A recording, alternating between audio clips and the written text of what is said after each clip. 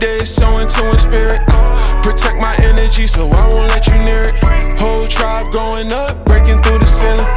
And when they look at us, they can see the healing. Breaking generational curses. Claim abundance cause I'm deserving. All my haters is getting nervous. We bout to blow. Good evening. Happy Monday. Welcome back to another episode of the RAD podcast where racism is denied. Excited to be here today. Once again, my name is Larry Jefferson, and unfortunately today, I will not be joined by my co-host, Dr. Dantrayl Smith. He's a little bit under the weather, so y'all send a prayer out for Dantrayl. But nevertheless, we move forward, and we have two awesome guests here today. So I'm gonna mute my mic for a second and allow them to introduce themselves. So, Ms. Lieutenant Jones, we'll start with you. Okay.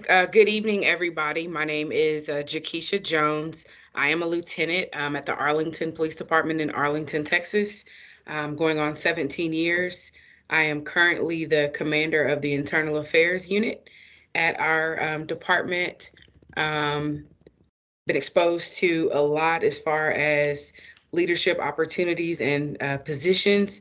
I'm currently a student myself at the University of Texas at Arlington in the CAPA program, College of Architecture, Planning, and Public Policy, looking to be a city manager one day.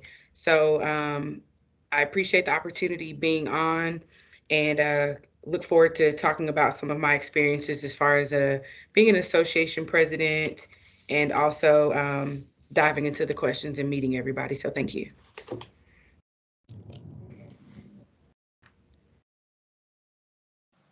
Thank you, Dr. Sabir. All right, thank you, Mr. Jefferson. My name is Wafiq Sabir. I'm a retired police officer, City of Fort Worth. I served 25 years. 19 of those 25 years, I served in the gang unit, so a lot of people thought I was undercover all the time because you never saw me in a uniform. But along the way, I did go back to school about 3 additional times to obtain a few higher ed degrees. Ultimately completed my PhD in 2006, but along the way, I was also the vice president and president of the Black Police Officers Association in the Fort Worth Police Department, and currently I am the department chair of behavioral sciences at Tarrant County College, which I have the disciplines of psychology, sociology, anthropology, social work, and criminal justice. I think that's all of them. And so I'm grateful and honored to be here and be a part of this conversation with the great lieutenant from Arlington over there. We go back a way. We did some work as police officers. So I reached out to her and asked if she would be a part of this discussion, and she said most certainly. Cool. We're definitely glad to have you both. I'm gonna have to get on your calendar to see how I can get some of them classes to teach psychology.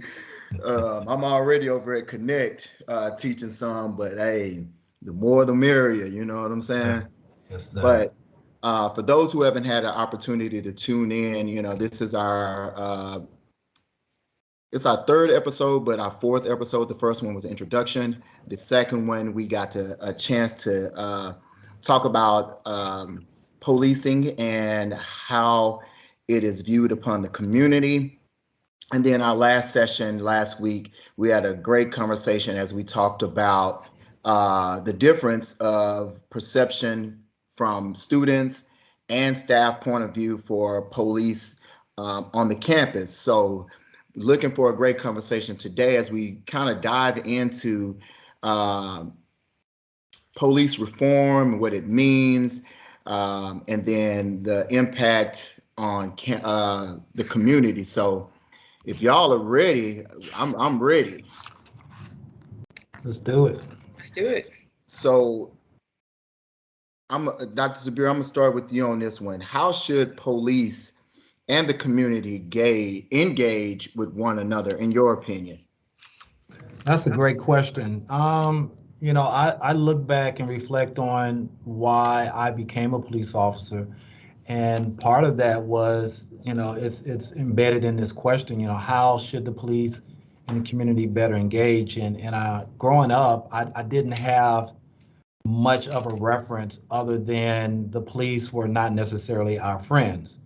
Right. And growing up with that mindset, interestingly, you never look towards the police to be your support, to be the individuals or the organization that you could engage in or with. And so it really wasn't until I became a victim of a robbery that I started to think that, well, maybe the police aren't as bad as I originally thought. And they happened to be the first that I called upon when I was a victim. And so that started to change some things in my whole thinking process as to why I even decided to become a police officer. And even the first day in the police academy, I remember just looking at the walls and thinking, what have I done to myself? What am I doing? This goes against all of my principles and values. What is going on? But I was soon to realize that if I was to be someone that could make a difference, that I needed to remain where I was. Okay. How about you, Lieutenant Jones? I think that the community and the police should definitely engage each other. I'll echo Doc's sentiments. One of the reasons I joined, honestly, is because somebody told me I couldn't. Really? And I've never been able to set well with someone challenging me and telling me something that I'm not able to do or not qualified to do. I am the first female officer in my family, but my family has a long history of military. I was a student at Texas A&M University, College Station. 9/11 happened. Everybody got sent home. I ended up doing a ride along with the Arlington police officer, and it's like it just clicked for me that that was Hmm. what I wanted to do, in conjunction with someone at the school telling me that I could not be an officer. So taking those sentiments and deciding that I wanted to be the example as opposed to just being negative about it. My mindset was always, if there's something that needs work, then I need to be a part of that solution. Something is messy, I need to be a part of the cleanup. So that was my attitude when I came in. I haven't regretted it almost 17 years later. I'm Okay. not going to say that it has not come without its trials. Obviously, there are things that have happened internationally, but more specifically nationally, more specifically in Texas and even in Arlington at times that I may or may not have agreed with.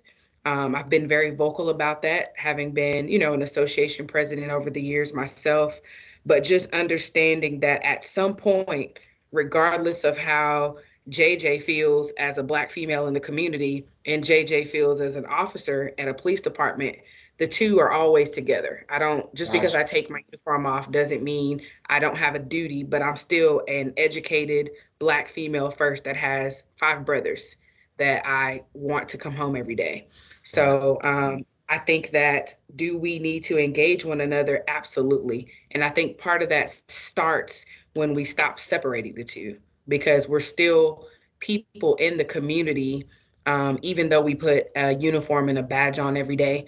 There's obviously more work that needs to be done, but part of it starts with not using language that separates us, let alone actions. So, Gotcha. Gotcha. So I'll just out of curiosity, how have either of you dealt with like some of the backlash that has come from like family members? Do you hear it from your family members in regards to y'all not doing this or y'all not doing that? How do you handle that kind of pressure? I'll go first. I think for me, when I tell you I have 100% support of my family, they obviously see the things that are going on. I don't agree with all of um, the murders and incidents of unarmed and some innocent people that have occurred all over the nation.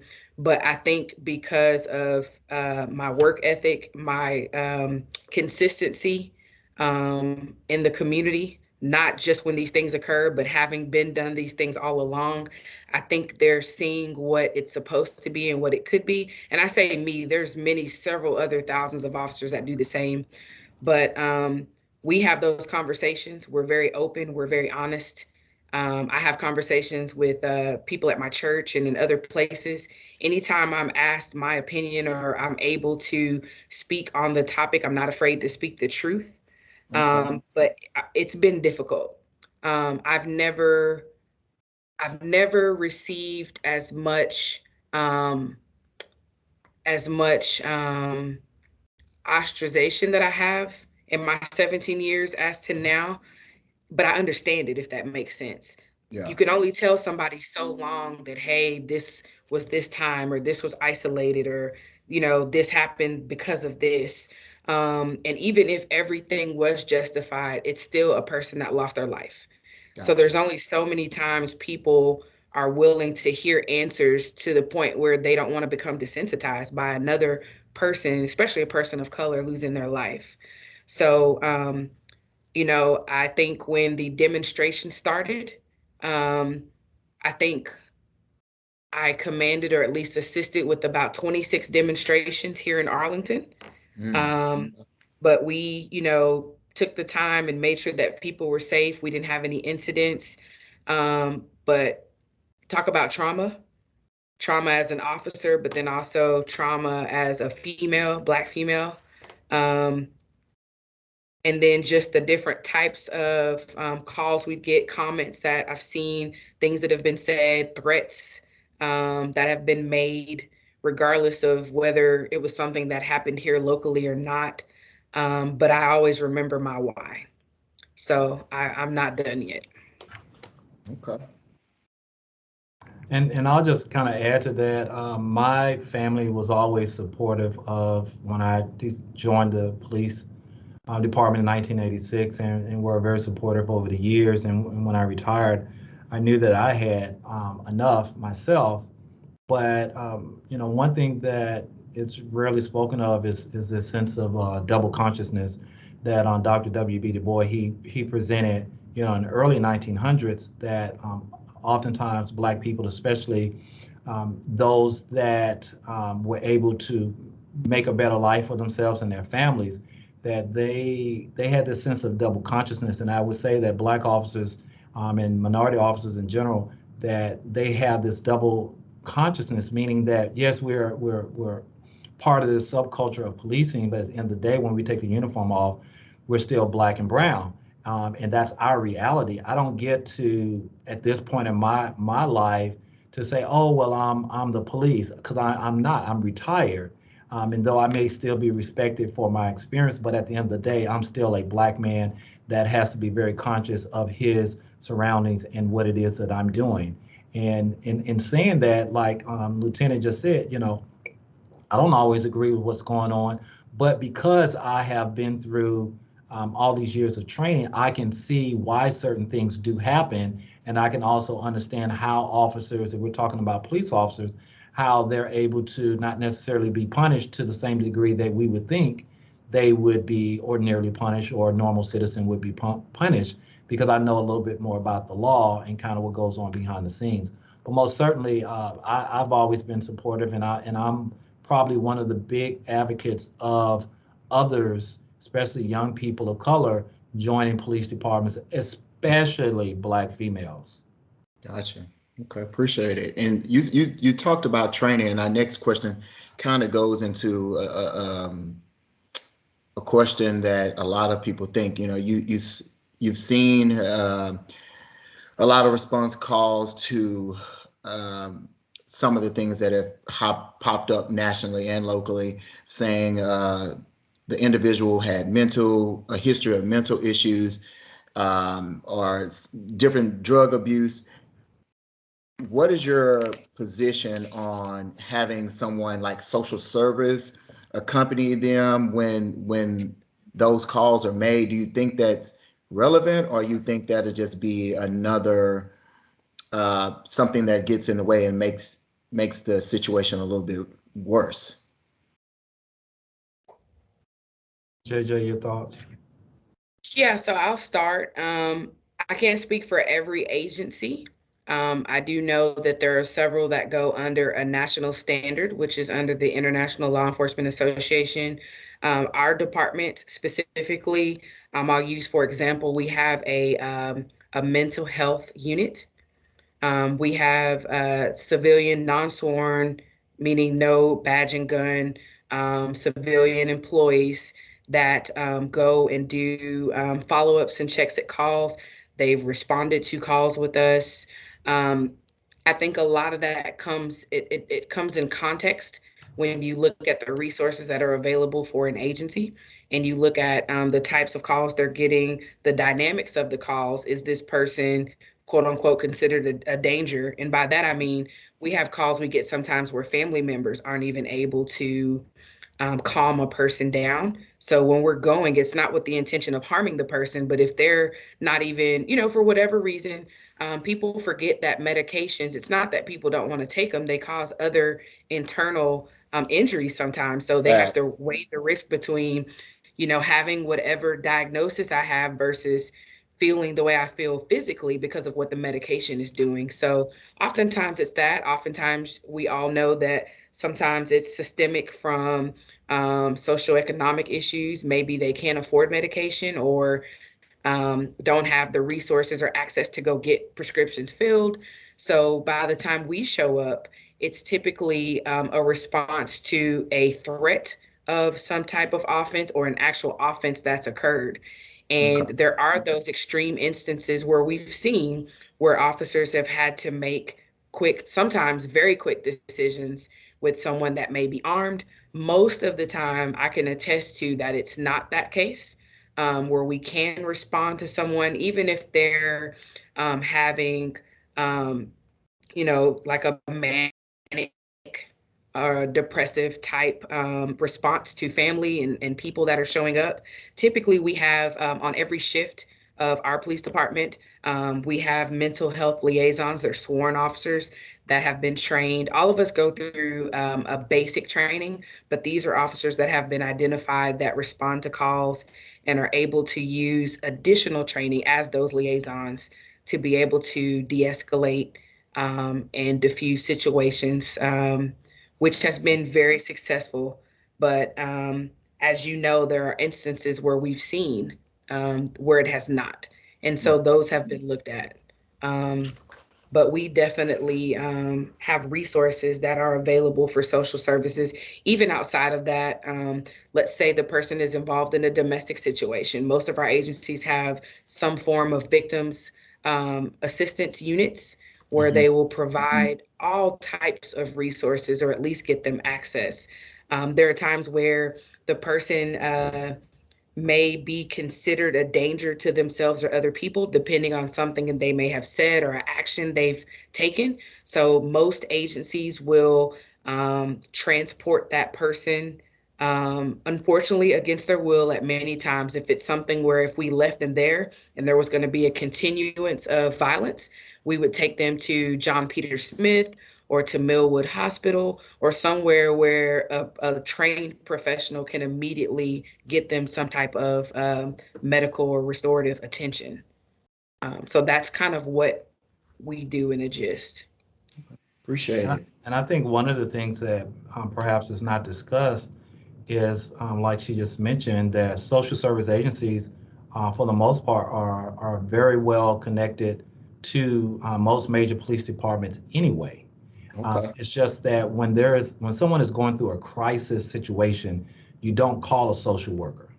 You call a first responder, and first responders are going to be your police officers. That's why they're in the position and why they have the licenses that they do carry. Social workers are not going to be like, if my family is going through a crisis situation, extreme, where someone is violent and a social worker shows up, I'm going to have issues with that because I need the police there. Now, unfortunately, what happens at the very end may be unfortunate, but a social worker is attached to this situation later, not at the very beginning. And I think part of the discussion around the country is that people are wanting wanting social services at the front end instead of the back end.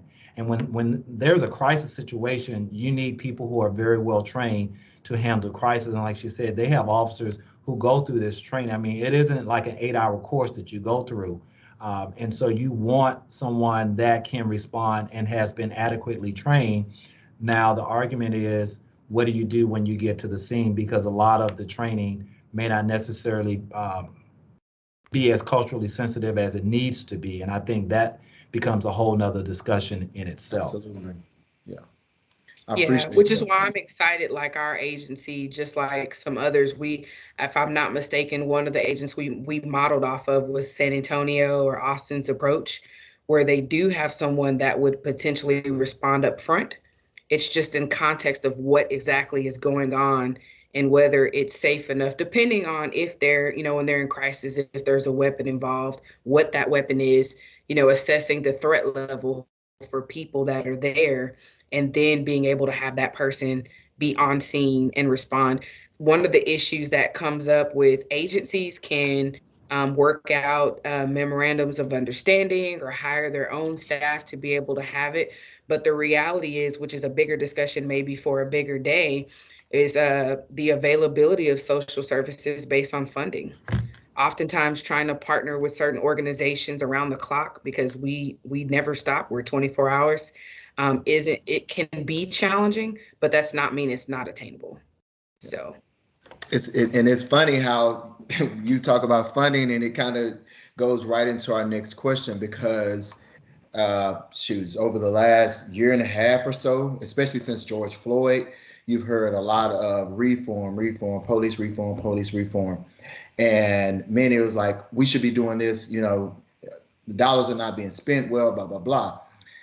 How do you feel about those who believe that police reform should occur, and some of those funds should be poured into other programs to help better the community?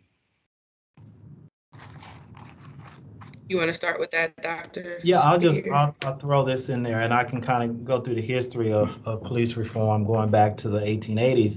But I'll start more present day. When you look at, for those of us that live in Tarrant County, so I believe it was in 1995, the Tarrant County, they voted to present a 1/2-cent sales tax.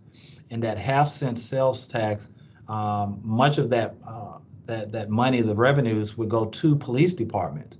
Now, I believe September of last year is when citizens voted to renew that for another 10 years. So it comes up every 10 years for a vote. And citizens never say, no, we don't want 1/2-cent sales tax taken out. That 1/2-cent sales tax is always approved. And so what you're looking at is about 81 for the city of Fort Worth alone.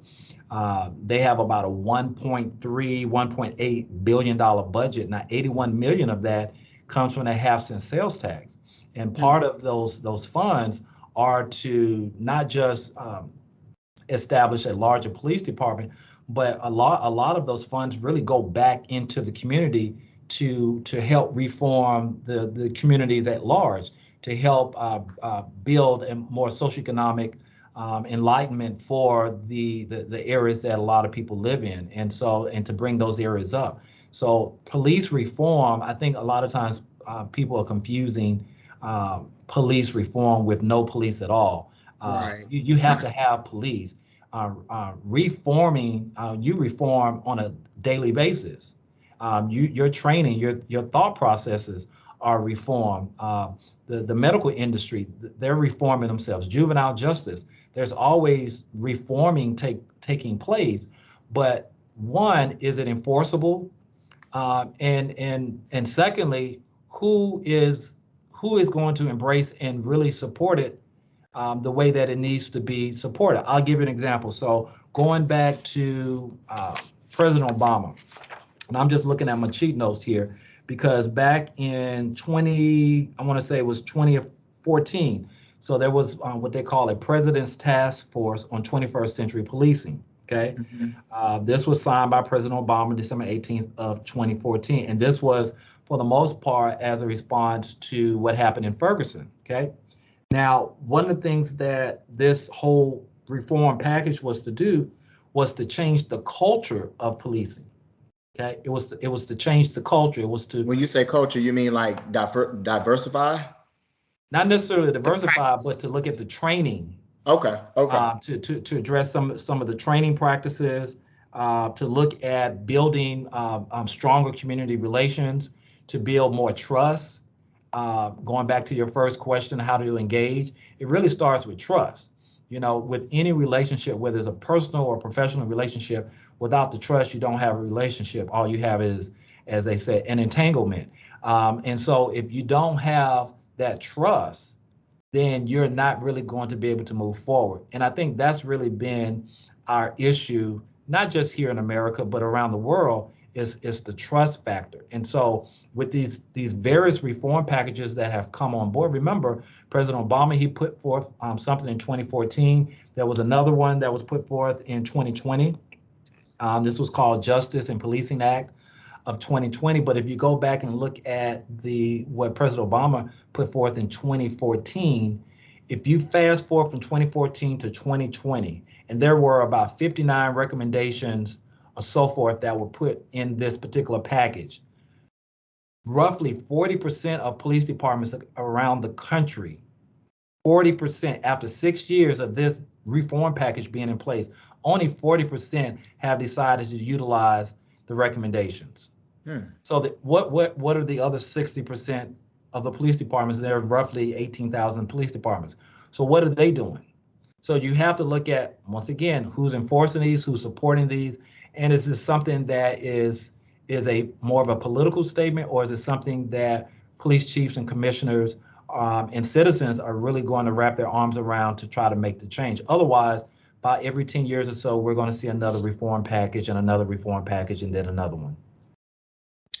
And so, to what Dr. Sabir was saying in the executive summary from that 2014 best practices that the task force put together, he mentioned about the trust. There are different pillars. I believe there were 5. And one of them was building trust and legitimacy. So I could speak to my department, for example, things that we were already doing, having those community watch meetings, having coffee with the cop, and not just because of an incident occurring. It was activities and engagement we were already doing. The something else that we had was what we call the May program, mentoring Arlington youth. And that originally started with young men. Now it includes young women. And it's everything from building relationships with them and their family to teaching them basic life skills. We have what's called Coach 5-0, which started when there was a tragic death of a Martin High School student in Kennedale. It was just senseless violence, gun shooting. And from that birth, Coach 5-0, where many officers participate on duty and off duty on their own time, going to sporting events, helping with homework. Some of the youth, teenagers that started in high school now are in college. Many of our officers help those young men and women move into campus, get them supplies. Some of them have come back and, now wanting to apply. The second pillar was policy and oversight, which he also mentioned. What does our policies look like? Did we actually review policies and make changes based on some of the things that we saw nationally that just weren't working? Basically trying to find a way to standardize policing as it pertains to certain aspects of use of force and de-escalation response. Oversight. Some cities have community oversights. We have a diversity and inclusion team here in the city that does a great job of pulling up different questions and asking tasks. Do we match what this says? The third one was technology and social media. Are we being transparent? Are we showing the things that are occurring? What is our response when there's a critical incident? How long is it taking to get information out? But then are we also balancing it, showing the changes in policy through meetings and through meeting at churches and things like that? The fourth one was community policing and crime reduction. What does that look like? You mentioned the question about social services coming in, or what are we doing to reduce maybe some of the teen violence that we're seeing? So that's there. Training and education, which was a huge one. That was pillar 5. what agencies are meeting the requirements for their state standard. For Texas, it's the Texas Commission of Law Enforcement.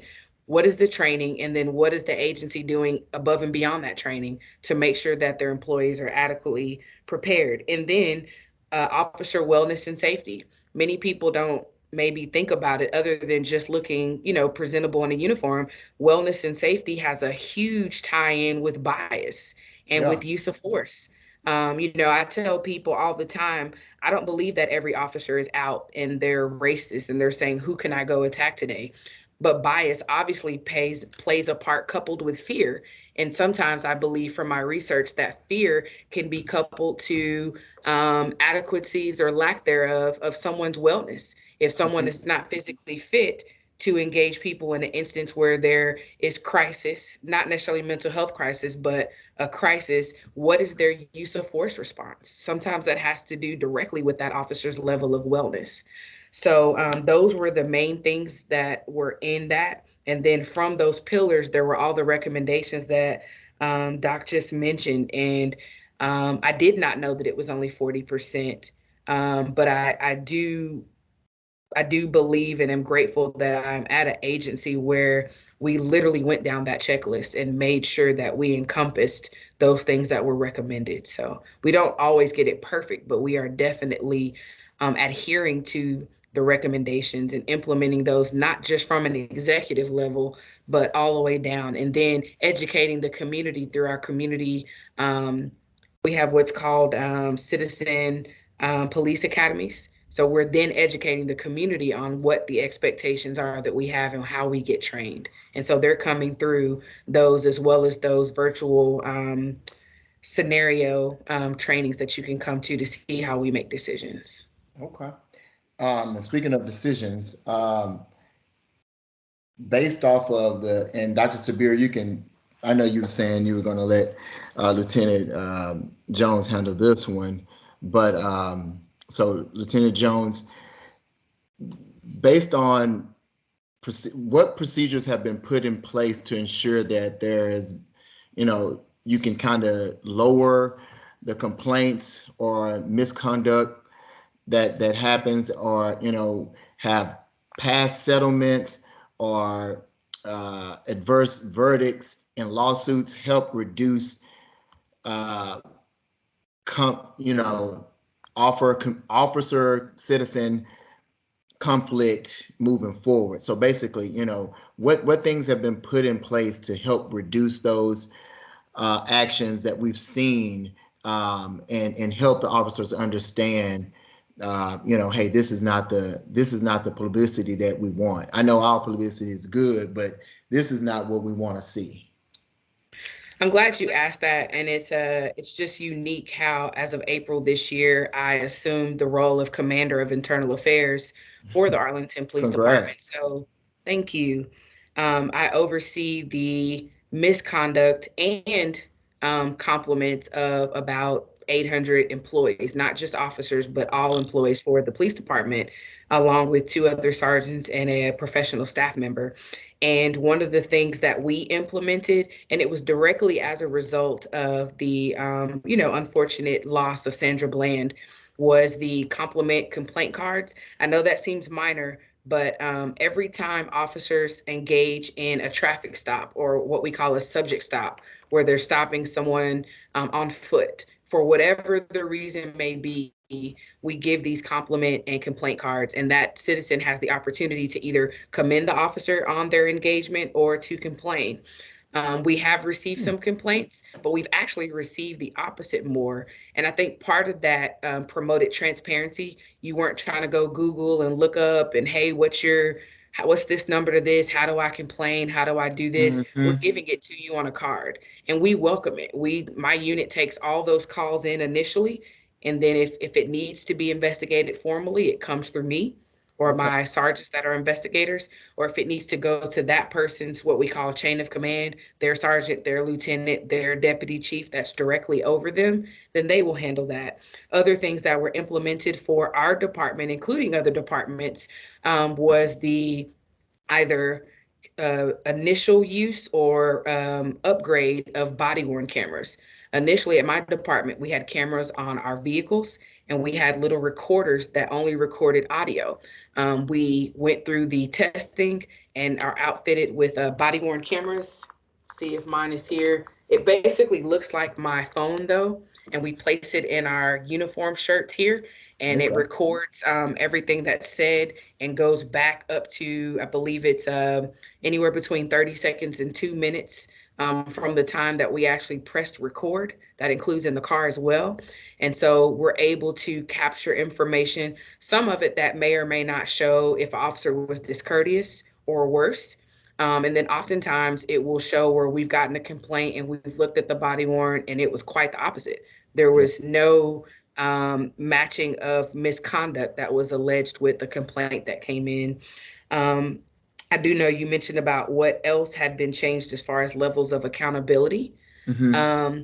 One of the things that most agencies, I can speak to mine specifically, if there's been a allegation of misconduct, there's two different routes that it can typically go.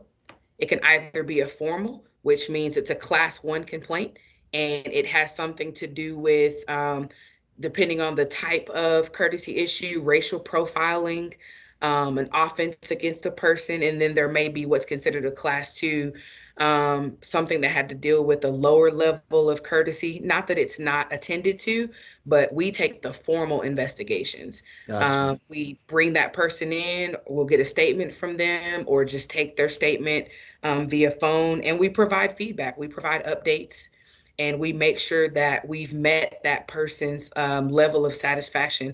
And if their complaint after investigation and review is not substantiated, or it's unfounded, meaning that it just wasn't there, it didn't violate anything, then we communicate that as well. But we make sure that we have the conversations of why.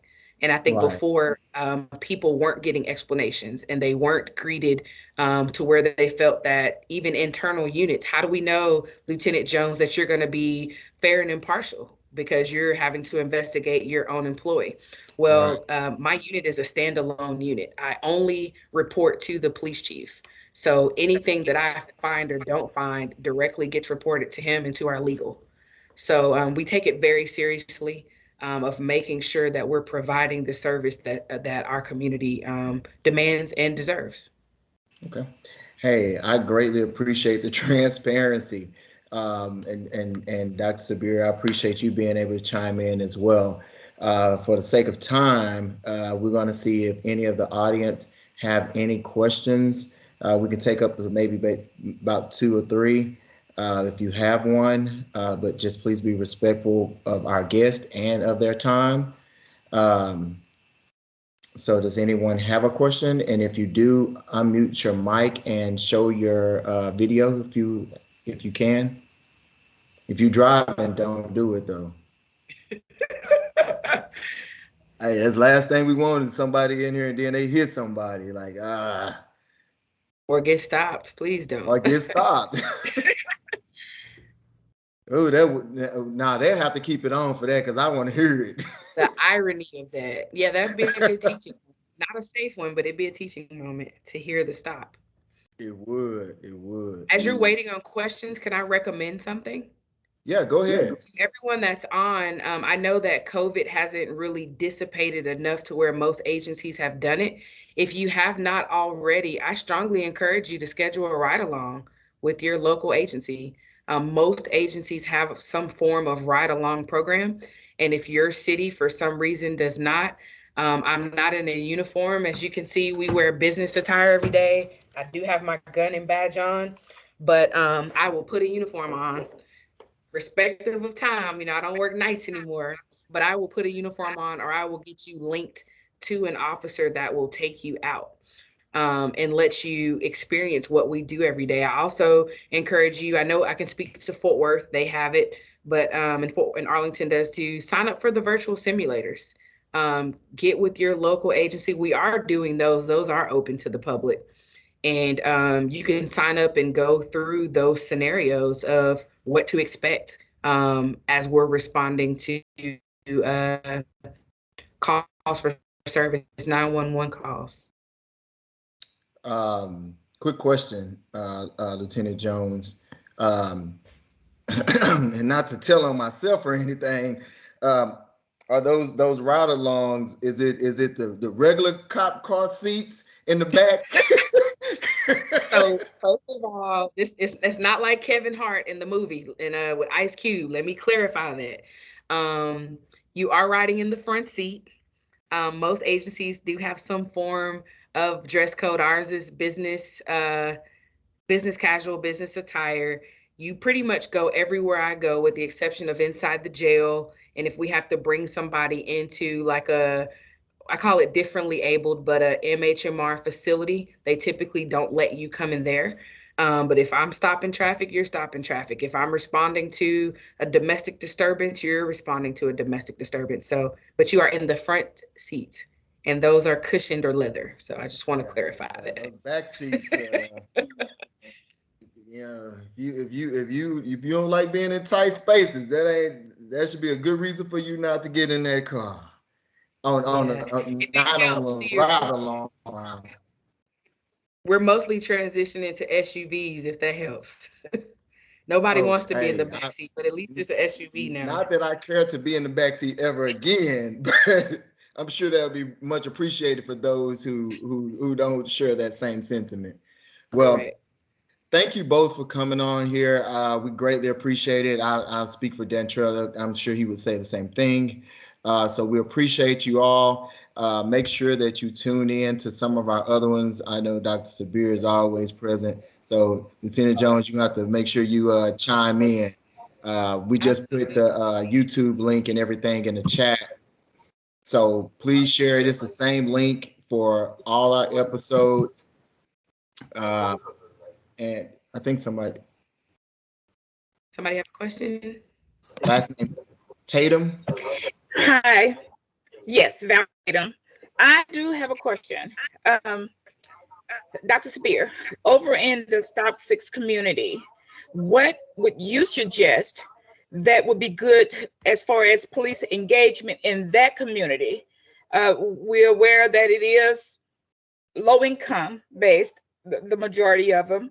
And I was just wondering, what steps would you think would be good as far as engaging in that community?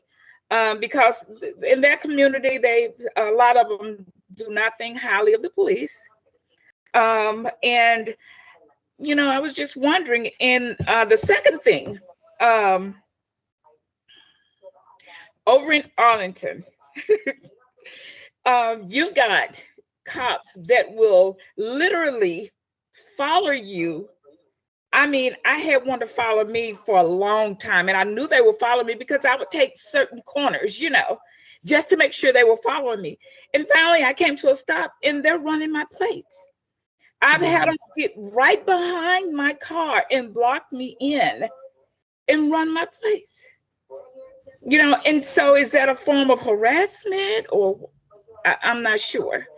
Of course, Well, I I'm always encourage people, if you feel like it is at a point where you feel like you are being harassed, absolutely call.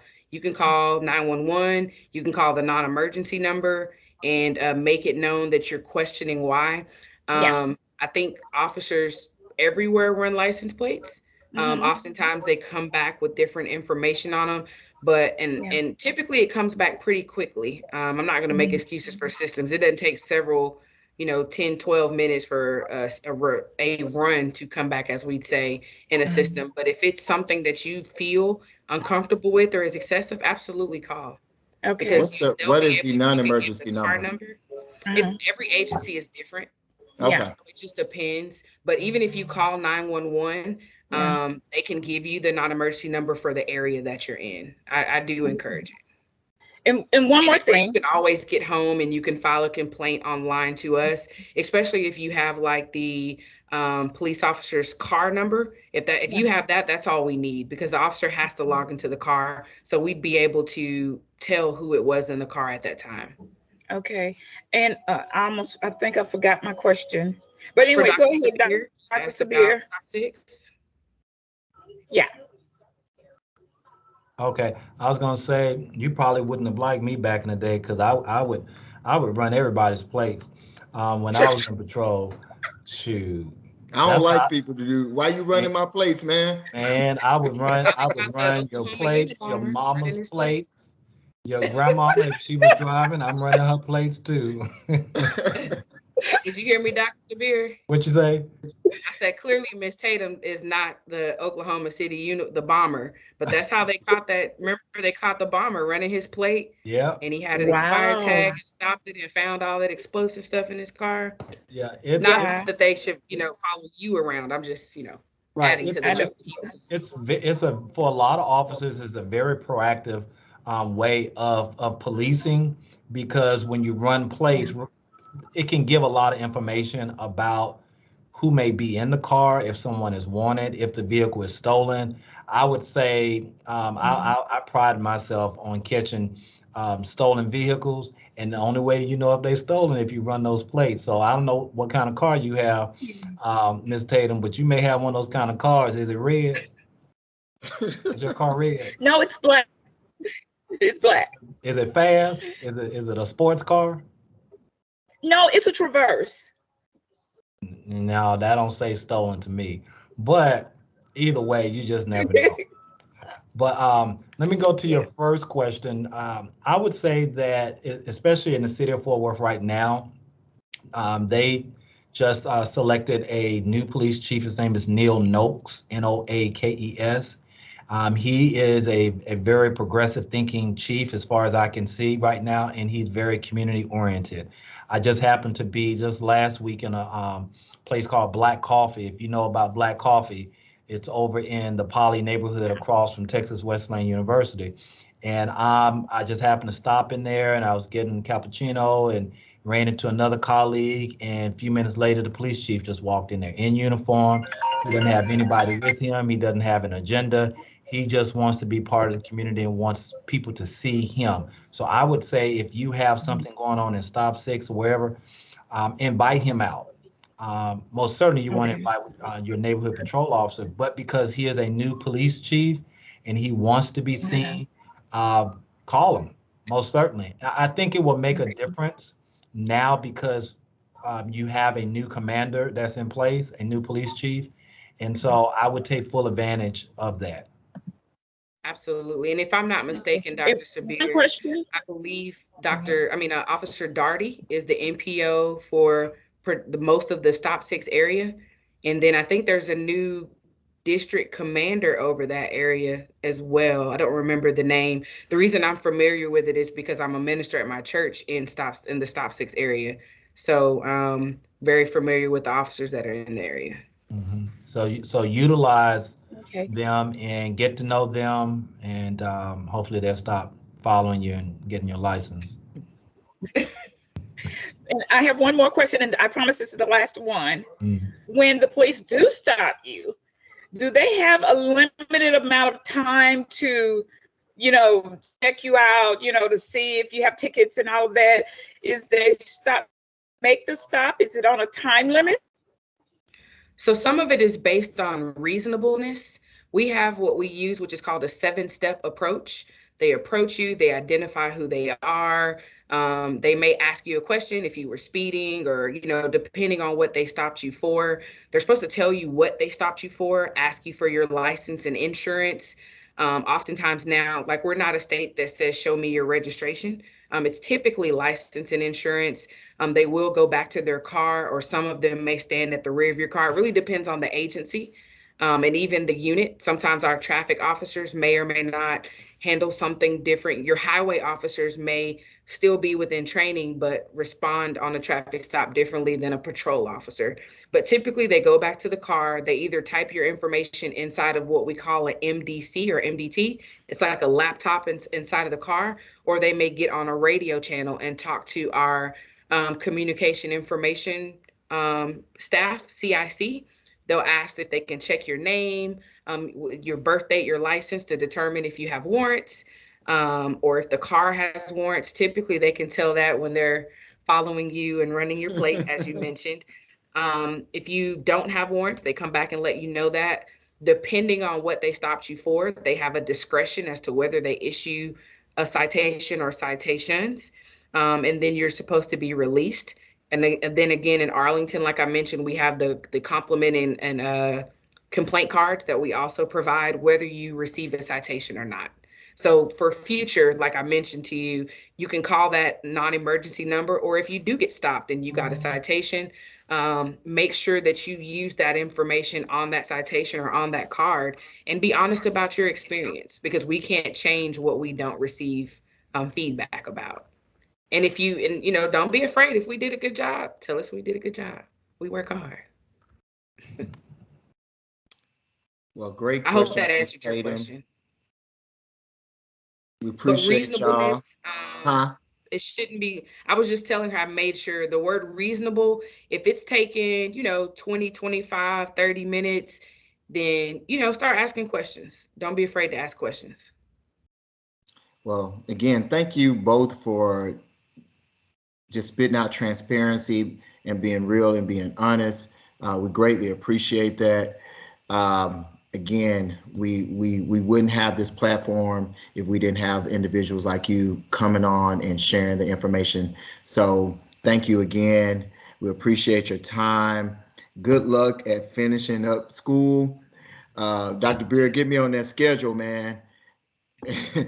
And thank y'all for attending today. This will be on our YouTube channel as well. And we just want to say thank you all for being here. Appreciate it. Have a great rest of your evening. If y'all Cowboy fans, good luck. Thank you. All right. Have a good one.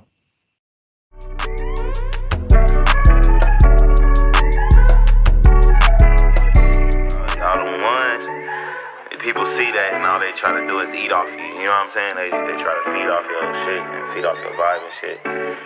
But you already know the vibes, bro. You know how we coming, man. That's why we gonna stay thorough. We gonna stay solid. We gonna make sure we keep that protection for us.